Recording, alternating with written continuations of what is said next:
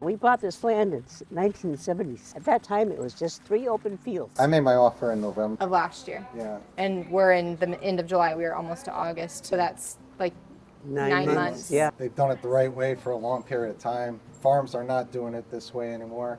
I actually watched the documentary with Ann and Jack. It was called Soul of the Soil. Like, Yeah. my mom having the stroke was just like one thing on top of another thing. You know, there was just sort of like Yeah. this time where I was like, oh, I give up. This is too much. So you talk about like the legacy of the product. What about the legacy of like the family?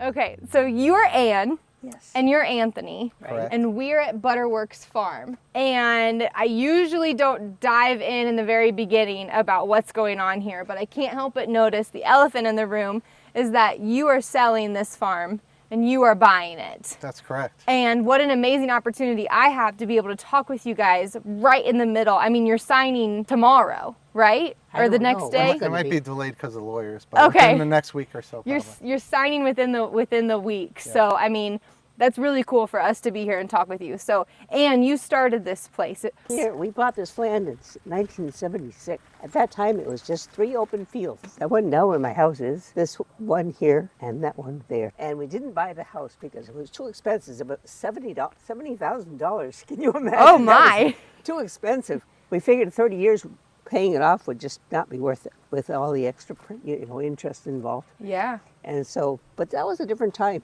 76 was a different economy. So we actually built our own house in 1978. The first thing we built was this falling down shed over here. We built that all without any electricity. So I had to learn to cut boards with my handsaw a lot better than I had been able to before. So, what brought you here? Why did you decide to buy this, my this husband farm? was fixated on having a farm, and this was the 3rd farm that we looked at, and it was really the most beautiful place. Are you from the area? No, actually, I came from Massachusetts. Oh. And he came from almost in Massachusetts on the northern border of Connecticut. But we both worked at a historical museum. It was Old Sturbridge Village. Has people dressed in costume demonstrating, informing people about the history of American agriculture and actually just living in 1820 to 1840, or no, 1790 to 1818. So they cover a range of, things, but it's mostly very simple industrial ideas, like they had mills that were running on water power and Oh, yeah. all the old-fashioned tools and things like that. So we both had that romance going in our heads, so everything had to match up to that. So that's the first building that we built down there. This It's one looking a right little here. rough And now. we're walking that The way, insurance right? company won't let us put it in our insurance anymore. Oh, It's falling man. down. So just so you know, it's not insured. No problem. Nobody's going to be in there. I think it's perfectly safe to tell you the truth. I know what I built that roof. I know what it's like. She's like, I built that thing to the 9s. I know where every screw and nail is. It's fine. So you bought this farm. So we bought the farm in 76 and we moved onto it in 78. We lived in that shed right there. Oh, this Well, we built the house. We were living in that part. really? Yeah, one in this end. We had a little floor built and we put our wood cook stove in. We had a little partition so we could have our bed in the back. Oh. And our cow lived at the other end. So we couldn't avoid having a cow. We had to have our family cow. So you started this place wanting to do more of a homestead? Right. Some I've always better wanted to lighting. do a homestead. It's never been my idea to have a big farm, but my husband had much more visions of growth than I did. Looks like they're all ready for evening chores in here. This is great. So we're in your freestyle barn? Well, this is a regular tie stall barn, Tie stall, that's what I meant. and we have, pipeline milking system. Goes all over the place. It's quite Yeah. a long stretch of pipeline. It kept getting added on to. So can we talk about that for a second? So you said that you bought this farm because you wanted a homestead, but then you started doing production milking. What led to that transition? Well, it was kind of a combination of things. First of all, we were doing homestead. We had a family cow and a heifer calf, so that we actually ended up with. And we found that we could make there was a very easy yogurt culture out on the market that we could make sort of homestead style. You'd make 1 quart and then you'd use that to make 6 more quarts. Yeah. We made it in canning jars and we sold it to our friends, and it was a little source of income. I think we both had jobs at the time. A 9-to-5 job is no time on a farm. Yeah. There's so much more time. So we do 9 to 5 at our jobs and then 5 to 9 and probably get up at 5 in the morning, whatever, on the farm, in our homestead. So we got a few things done. We had to learn a lot of stuff too. Yeah. Because of course we had to try out pigs and beef and chickens and whatever, all kinds of different critters to see what we liked best. But the yogurt was a really attractive product because it doesn't have to age. It doesn't have any way that has to be taken care of. In the initial times, we processed a lot of milk on our stove from our 2 cows. And it was so popular, Jack he was a salesman. That was his biggest gift. He would take all the products and take them around and stop at people's doors and give them to the people in the neighborhood. Well, sell them. And he could make enough return to keep us going, but at a certain point the state came along and said, by the way, you need to have a milk handler's license. And we were like, what? Pretend you didn't know, right? Yeah. I don't know how much we did know, but we didn't know as much as they did, that's for sure. It took us go ahead. 2.5 years to get a milk handler's license. In the meantime, we had to build this barn, and then we built a little room upstairs for processing the milk. And that's kind of where your mainstay has been, and that's why you're Butterworks Farm, right? That's right. Because you're processing the milk. The processing, we made butter. It was terrible butter, but. So tell me then, how big did you get? And like, how did your fluctuations go? I see farms, especially farms that have been in business for like over 50 years. They tend to go through really high points. They end up, backing down a little bit. Sometimes they go back up a little bit. What did your levels of production look like through the years? Well, I think it got pretty good right in the 80s there until the 80s economy happened. fell apart. Yeah. And even in the 90s, we had a pretty good market with, Jack was good at marketing. He'd just walk right into people's offices and pretend he knew what he was doing. He went to Whole Foods, and the people in the offices were like, how'd you get in here? And he said, well, I walked in. No, there's ways to do that. But So how many cows were you milking at that point? I think we were milking like maybe 24. We kept adding on. We started out with this bunch, and then we added that part over there on, and then we ended up, and we had a manure pit built. I think that was a USDA grant there. And then we had this space between the manure pit and the existing barn, so we made an additional barn. So this part doesn't have any hayloft over it. It's just a crawl space. Pay attention to us. Show me. Are you Hallie? Hi. You are so sweet. I could take you home with me. Yes, I could. Hi. You got room in your van for one more?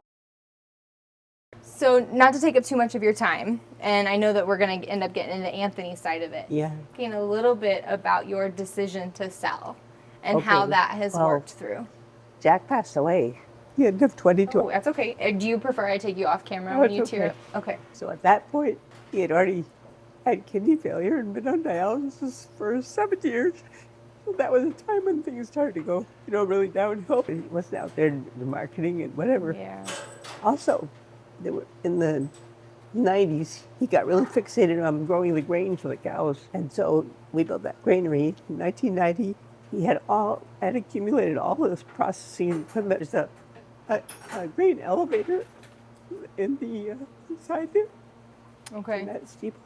Yeah, that really big, cool barn. I saw that when we came around the corner, and that was my first thought. Oh my gosh, that is such a cool barn. And it's like something out of the Dakotas. Yeah, I mean, so I didn't get to tell you this, I told Anthony, I'm a 6th-generation cattle farmer. So when I can see a really cool barn, I'm like, oh, that's really cool. I get really excited about cool old barns. Yeah. Okay, so 1990 we built the granary, and I think organic dairy started to get certified in 89 or 87. I can't remember which year it was. So there were a few organic dairy farms, and that was about when, what is the big co-op out in Wisconsin? Organic Valley. Organic Valley started. A lot of those farmers were collecting themselves about that time. Yeah. There was in Vermont, there was a fellow named Peter Flint who started something called the Organic Cow, and then he ended up selling out to to Horizon, which was another big organic dairy outfit, and then they ended up selling to, I'm thinking it was Hood. Okay. But I'm not sure. I didn't remember all that stuff because somebody else already had it in their brain. You're okay. I was just milking cows. Yeah, I was kind of the cow person for a long time. There's a lot with that. You probably know from growing up with cattle. Absolutely. You got to be the vet, you got to be the hoof trimmer, you got to be the whatever it takes. The everything it takes. Yeah. Yeah. So after 2020, and you said you weren't able to really like keep up with things because he was doing all of the marketing. Did you just decide that you needed to sell? Or Actually, that was when we hired on Erica. Okay. Wasn't that in 2020? And we figured, no, Jack was still going, so they had some good conversations. So you brought on a really good team of people. We have kind of an ongoing, people don't want to do this kind of work forever, so Right. it's kind of a turnover of really good people. Yeah. If we're lucky we get good people that stay for a period of time. Yeah. And you're lucky if you get the ones that stay for a period of time and add their gifts. Yeah. We've had some amazing people too, and some awkward people too. I think that's farming. I think there's always awkward people in farming, myself included. I was talking to somebody running a restaurant, and they said the same thing. They said, it's really hard to find good help. And I thought, well, I guess that's true for all of us. Yeah, I think so. All trying to get enough help to keep everything going. But So you brought Erica on. so Erica came on, and Jack left, and and it's been kind of an ongoing challenge ever since, because really, for a dairy farm to exist the way our economic structure is, the farmers have to do all the work, all the bookkeeping, all the parts of the farm in order to keep the farm afloat. Yeah. And to hire a manager is like the only profit margin you might have seen before. Hire And a that's manager before and a paying bookkeeper. that's before paying yourself. You never pay yourself. So if you're lucky, you get enough to pay for the equipment that you want to buy Yeah. or keep your equipment maintained. So it's not an easy thing to figure out economically, and you'll probably see that more and more. Yeah, definitely. You probably already got an idea of it just from looking at our books. 100%. Yeah. Yeah. Did you guys know each other prior to him wanting to buy? Because you said you're from Connecticut, right? Correct. I'm now in New Hampshire, but I was born and raised in Connecticut. So did No, you guys know each other? How did this relationship come about? We just advertised, and where did you find our ad? One of those sites, I can't remember which one, but maybe BizQuest or Biz Okay. Buy and Sell, one of them. So Okay. they had the farm up for sale, and I was looking for agriculture business to buy. I was very passionate Okay. about food and what's happening with the food these days. And, I heard their story and I was just amazed. They've done it the right way for a long period of time. Farms are not doing it this way anymore. I actually watched the documentary with Ann and Jack. It was called Soul of the Soil on PBS. And they talked about how they didn't till the soil and how important that is for the soil, and how they were very passionate about providing healthy food for people. And it just sold me. Yeah. That's what I want to do. I want to help people. We want to put out a product that's the best possible health product we can make. And as part of this process, they're very passionate about it, and I'm just as passionate about keeping that going forward. That's awesome. And I'm sure that helps you to hear that somebody is just as passionate about what's going on here as you are, because Right. I mean, coming from a generational farm, it's really hard to transfer that ownership. I know technically that hasn't happened yet, but how have you, for lack of a better word, come to terms with transferring that ownership? I mean, are you still going to have kind of a role? So Ann's going to remain on the property as long as she wants to, and she's going to have as big a role as she wants within the farm, along with everybody in the Laser family. But I had a It's their stroke 2 story, years so- ago. You had a stroke two years Yeah. ago. Okay. So I had to give up a lot. Yeah, so part of the deal is she can maintain residence for as long as she wants here, and we want her to be as much part of the farm as possible. It's such an incredible story, Yeah. great family, so makes me tear up talking about Oh, it. guys, Yeah. that's awesome. What an amazing legacy that you have built here, and to be able to pass it off to somebody who feels just as strongly as you do, to a team of people who feel just as strongly as you do. That's so important. I think that's why a lot of farmers have a hard time selling, because Yes. they don't know. I'm going to sell it to this stranger, and he doesn't know anything about what I'm doing. And what if he doesn't care? And what if he tears down my favorite barn? And what if he sells my favorite cow? And I think what I have found is you have to let go of all that. how do you do that? If you let go of your mobility first, anything else falls behind. And thank you for Well, thank you. for having me out and showing me and being open to this. I was a little curious if I would be able to come out when I heard you guys were selling, because sometimes, when that's a hard transition to go through and people don't want to share that. But as open as you guys are being, I'm so appreciative. So thank you for having me out. It was so nice meeting you. It's so good to find somebody that wanted to buy it. Yeah, that's And another hard Anthony part, was isn't very it? patient with us, because we kept thinking it should be a community support kind of a place, so that a local community could be involved. but we couldn't pull that off. Yeah, they didn't trust me because I didn't have a lot of farming experience in Exactly. the past. But we So there definitely you got a go. good All the things that relationship you were now. saying about other farmers transitioning. Maybe before we go, I should ask, how long has it taken to get to this point where we're about to close I made my offer in November. of last year? Yeah. And we're in the end of July. We are almost to August. So that's like 9 months. Yeah. Lots of Long time. things to work through. Yeah. Yeah. Well, it just gets more so the closer you get to the end. Yeah. Definitely. Seems like the lawyers find one more little item that they aren't satisfied with. So let's talk about burying the lead for a second. You are the daughter of the farmers here, of Anne. So tell me a little bit about how this transition of selling the farm has really, how it impacts you and like where your decision-making process is and all of this, if you're okay talking Yeah, about all of totally that. okay talking about it. I've been Colin and I have been actively farming here for like about 20 years. You know, we worked with my parents, which was hard, but we also really learned a ton, Yeah. you know, from them, and then just from all the relationships along the way and all of the, you know, just the experiences with the animals and the land. Yeah, I have like cried a lot about letting go of this place for sure. I'm kind of at a place where like I know I am gonna be, and I'm not gonna live on this farm. And you know, I've worked it out with Anthony. I'm really happy that like I'll be able to work here. I think if as long as I, 100%. you know, am able to like find a role that works for everyone. You know, hopefully be able to kind of see this herd through, you know, for some time until there's a person in place who, you know, really gets it. You know, I'm excited to like to see, you know, new generations of people on the land and learning from the critters and the place, you know, it's a special Yeah. place for sure. Yeah, and it being like my lifelong home and the birthplace of my children, I'm like, you know, obviously like super attached to it Absolutely. having a good outcome. Yeah, it takes like a lot of trust, I think, and just letting go and realizing that like it isn't about me. It isn't about, you know, any one person. You know, it isn't even really about my parents. It just has to continue, you know? It's good.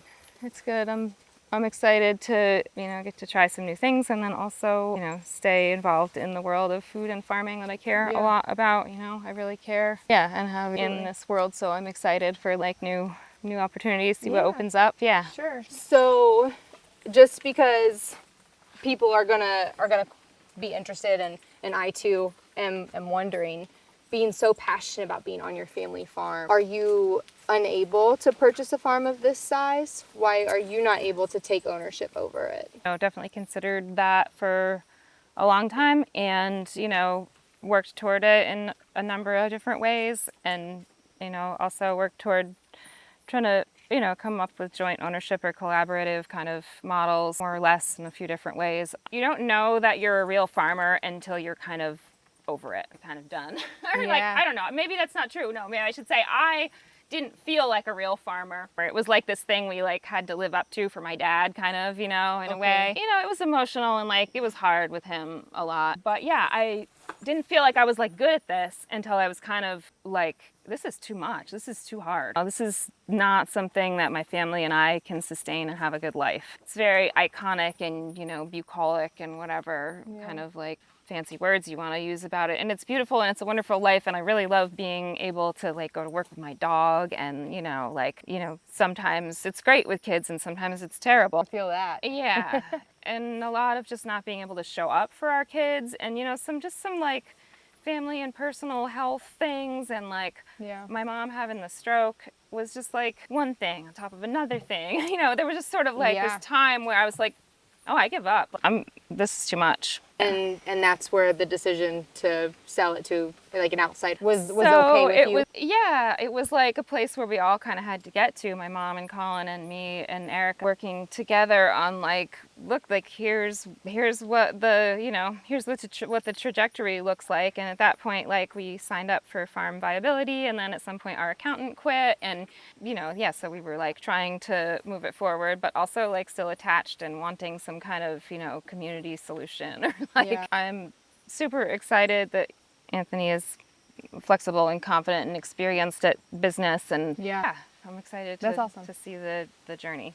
That's awesome. I love that. I really love that. And Out of respect for your time, I know you said you just clocked in, so. No, I'm good. I think I'm going to be helping Sam with chores anyway, and I wanted Okay. to check on these cows anyway. Can we take the camera out in the cows? Absolutely, we can. If I have Ozzy, I will need to kind of stay on the edge. That's fine. But I'll keep him on the... They would probably like to go up to the barn. You want to close that? Sure. So since we are with the cows, beautiful Jersey, you're doing rotational grazing, right? Yeah, so they had this whole paddock for just the daytime, and then they have a spot up at the other end of the farm where they can go tonight that doesn't really have much trees or shade. So we try to, like, if we know it's going to be hot, we try to put them somewhere where we know that they can get in the shade. Yeah. And if we don't have that available because of where we are rotating on the farm, then we have to make sure that we're keeping an eye on them and bringing them in early. Yeah. But I don't know. Absolutely. I feel okay about this spot has some trees. Tell me a little bit about your role here and what your vision is for this farm. So I have a finance background. I'm an accountant by trade, but I've been CFO for a couple of successful startup companies, both that sold over 300 million. When I started helping them, it was probably 20 people doing 2 million in revenue. And within a Wow. 5-year span, we grew both companies to, over 110 million in sales and 600 employees. I've always been passionate about the food, really. It's about what we're putting in our body and what's going on. And with all the issues with the brain that's happening right now, really made me very passionate. The brain. Yeah, with all the neurological issues that are Okay. going on. As part of getting into the agriculture industry, I really want to help people. Okay. I really want to do something that's for the betterment of man as a whole, and Yeah. just do something that is out for the best interest of everybody. And I feel like the food is neglected. I know we have the USDA and everything, but I don't feel like they're always really helping people these days with what they eat. And so when I see a farm like this that does it the right way, that doesn't till the soil, that keeps the nutrients in the ground, Yeah. that the cows eat that come to us, it's something that I'm pretty passionate about. Yeah. So when you get this story, it's just about growing this is just about getting that story out to everybody else. Not many organic farms have been around since the 1980s. No. Or before that, really, right? She Right. said 76? Yeah, and it wasn't probably officially organic till the 80s, but Yeah. they've been doing it this way for a long time. So for me, Wow. I'm like, I have a great story here. I know business and I know how to grow companies. So if I have, the right team here, which we do, the team is incredible. Yeah. They're very knowledgeable in the industry. And Vermont is known for really being quality food and just their organic is like a different level than everywhere else. So to me, this was like a no-brainer to kind of come and grow something different. So my goal is, we'll probably do about 900,000 in sales right now. Okay. My goal in the next 2 to 3 years to get this to 2 million, and then from there to get this to a $10 million company Wow. within the next 5 years. And you want to do all of that by staying in the regenerative organic footprint? We're not going to change, from the health standpoint, we will never change anything. As we grow, we're going to find ways to do it the right way, or we're not going to grow. It's one or the other. Okay. So whether that's buying more land like this and keeping it, going that way, or I don't know. I don't know enough about the industry, but I know that to me, number one will always be health. Okay. We're not going to cut corners on health. Okay. I feel like too many people do that. That will never be part of this process. So if your main concern is health, then I'm interested why you're so focused on profit. Why does getting it up to a $10 million company, what does that do? That gets it For out a to more farm. people. More Okay. people are eating our yogurt. More people are having healthy food. And that's the real. Of course, if I'm only doing a 900,000, how many people am I helping, right? If I have a multi-million-dollar company eventually where they're all eating the food that's done the right way, that's my passion. It's not necessarily about profit. It's about growth, and with that growth, helping people. I think they're two different things, right? We might not even be profitable along the way. Who knows how Right. profitable we get. And I'm not planning on pulling any salary out of this. We're planning on growing this and trying to help as many people as we can along the way. Yeah. Obviously, we'll try to make profit along the way. I'm not saying that, but that's not my passion. My passion is getting this quality yogurt, to as many places as possible. And there's not many farms who do it this way. Yeah. I know that for a fact. And as I'm learning more about the organic industry, how some do cut corners, they don't, and that's why when you go to the grocery store, if you really want to look at inflation and the real price of food, you look at organic, right? Because 70 years ago, everything was organic, right? There Right. was no all these chemicals in the soil. So when you look at, it's $8 for a quart of yogurt. That's what you got to compare to 70 years ago, not the $4 quart, because they're not doing it the way they did it 70 years ago. And so what corners did they cut? And some of them are okay, right? Some corners are through technology, which I believe in. We should use technology, we should automate, we should be as agile as we can. Those are all things we should do. But we shouldn't poison the food so that if we can get at a cheaper price. Right. That's where I draw the line. Like Yeah. that'll never happen here. And that's why I know this family has never done that. They're very passionate about that. A lot of people are worried about the small farms being bought up and turned into like Sure. big conglomerate type farms. Sure. Where in your industry, like in the business side, are you seeing other people doing things like you are, where they have the capital to purchase the farm, whereas other people might not be able to, and then they have the business sense to take it further and keep the principles the same? Are you seeing anybody else doing that? Not that I know of, but I can't say I really did a lot of studying on it. Okay. I know what I'm passionate about. I know what I'm good at. And I know what I want to make this place. That's So it's really not really about the growth and the money. You just want to help people. I want to help people, and I know Yeah. through growth I can do that. Yeah. I know that that's really where it's going to come, what that comes down to. We have a footprint, in the area that's amazing. Everybody I talk to, if you mention Butterworks Farm, we have nothing but the highest respect for Butterworks That's Farm. exactly what I've heard being here. Yeah. Yeah. So to me, that's years of hard work that made that happen. Now it's my job to take that and get that out to more people, more around the country, so that people could see, like, this is the right way to do things. If everybody cares, and then you notice, like, the children's products always sell really well, right? Why? Because people are worried about what goes in their kid's body. And to me, it's like, yeah, that's important, and it's also important what you put in your body. Sometimes maybe it doesn't seem like it when you're in your teenage years and during that time, but as you get older, you realize maybe you're not going to live longer, but being healthy makes you the ability to do more things. Yeah. And I feel like the food is a big part of that, and being part of something that I want to make special is very important to me. Yeah. So as we're walking up to go taste some of that yogurt, how has this transition been for you in like the purchasing process? I mean, you said it took 9 months. I mean, that's a long time to purchase a farm. I mean, even a big farm like that is a long time. So Yeah, what are I've like been through a lot of sales, and they don't take that long. Yeah, usually. they really don't. So I think they were very skeptical of me not having any Okay. experience. Understood. Of course. Yeah. I didn't hold it against them. And finally, they said, well, let's give this guy another try. And we met a lot, and we kind of bonded, and Okay. they could see, like, my intentions are what they've been communicating for the last 40 years. And so as they got more comfortable with that, they felt better about the process. And I felt I made a very fair offer from the start. I wasn't cutting corners or trying to get it on the cheap. And I even told them as we went through this process, let's not get the lawyers involved. Let's meet and you talk face to face if there's something wrong. And Right. we did. We would sit down and discuss things that we were concerned about. And it's just much easier to do in person. Yeah. What is the hardest piece that you've had to work through in the purchase of the property? We really haven't had a lot of difficult situations, I think getting to that final amount that you're going to pay is probably the most difficult always. Yeah. And understanding of, I made an offer, getting to the understanding of what I meant and what they really wanted. It wasn't really that difficult though. I just, here's why I offered this, here's my backup for it, and they were fine with it. That's awesome. Let's pop this gate. Are you Sure. okay walking over it? Sure, no Okay. problem. Still agile. Yep. Well, sometimes with long pants, they can grab. Have you been shocked by a fence yet? No, only the dogs and the electric fence. Oh, it's coming. It's coming. I look forward to it. Yeah, look forward to that, because first time you get shocked by a fence, it's a fun ride. It sure All is. the voltage going through you. Oh I can yeah, imagine. it's great. It's great. There's a couple choice words that you wouldn't want your grandma hearing. Yeah, that's for sure. So you talk about like the legacy of the product. What about the legacy of like the family, especially when it's built from the ground up? I mean, oh my gosh, look at that barn. Holy cannoli. That is beautiful. When it's built from the ground up and that's the result, I think that I know that we as farmers, we have a lot of pride in that. Sure.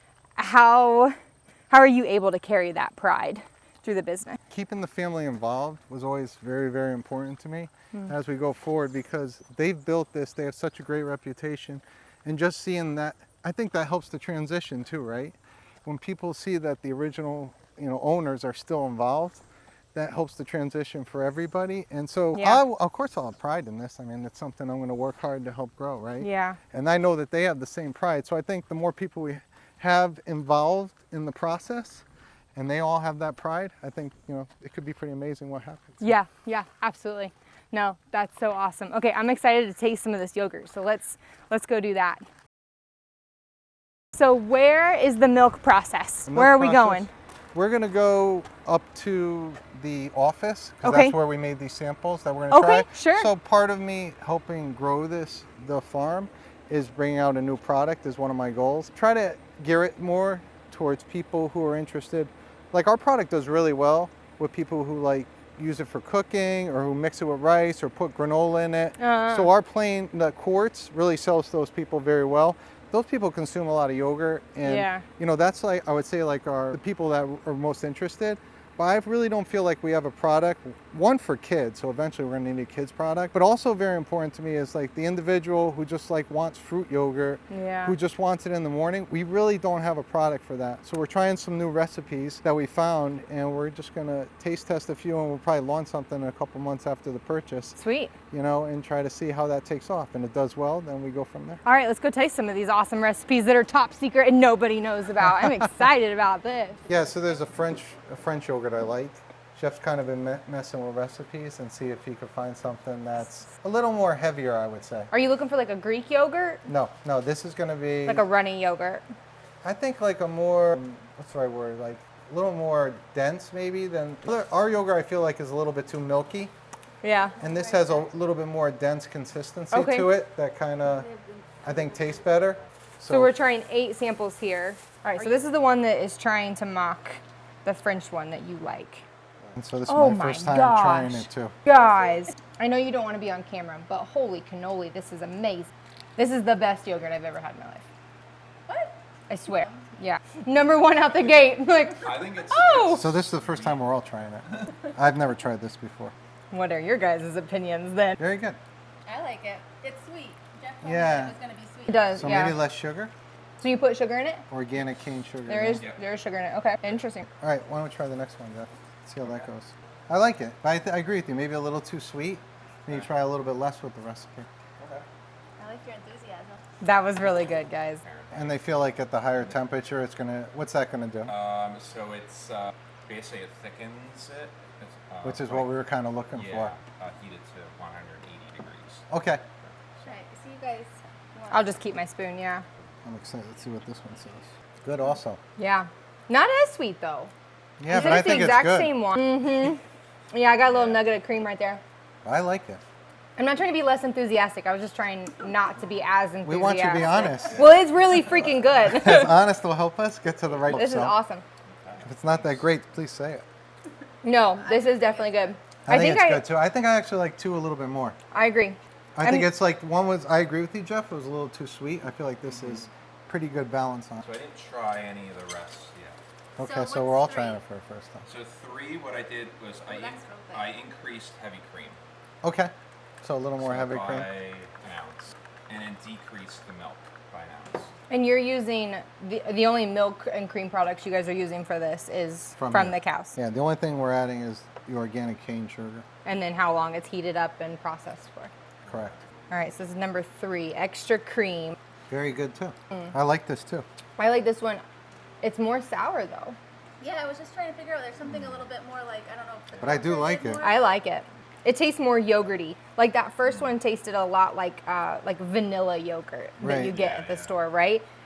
This one tastes more like plain yogurty. Yeah, and we have organic vanilla we use in the vanilla yogurt. Yeah, we'll see what we're gonna mix it with. but- Yeah. And then, like, These are hard conversations to have. Probably the hardest conversation a farmer can have is what to do with it when they're no longer able to have it or be on it or what they want to do. And it's a conversation that I resonated so deeply with, from selling our farm, being a generational farmer, and starting to have those tough conversations with my family, you know, seeing other friends go through these tough conversations. I really hope that this transition continues to be smooth.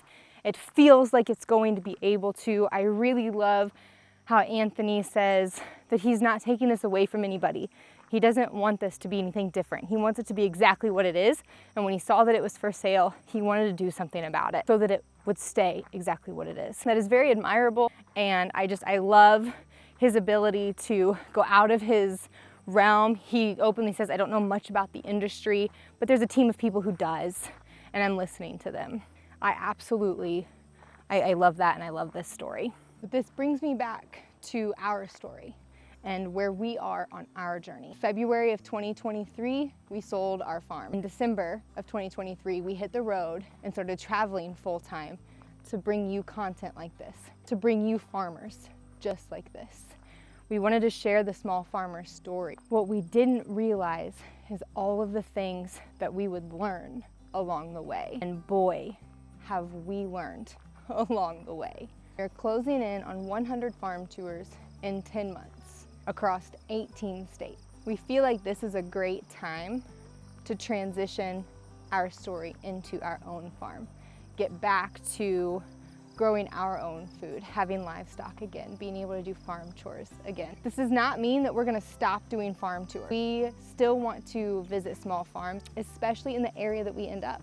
We wanna talk to the farms that are local there, what they've done, what the history is like, about us and our journey into finding a farm again. This journey has been absolutely amazing, and like I said, it isn't completely over, but we are ready for that next chapter in our book. And if you'll come along with us, I think we still have a lot of things to learn and share with you. Thank you for being with me in this video. I am so excited to share our future with you.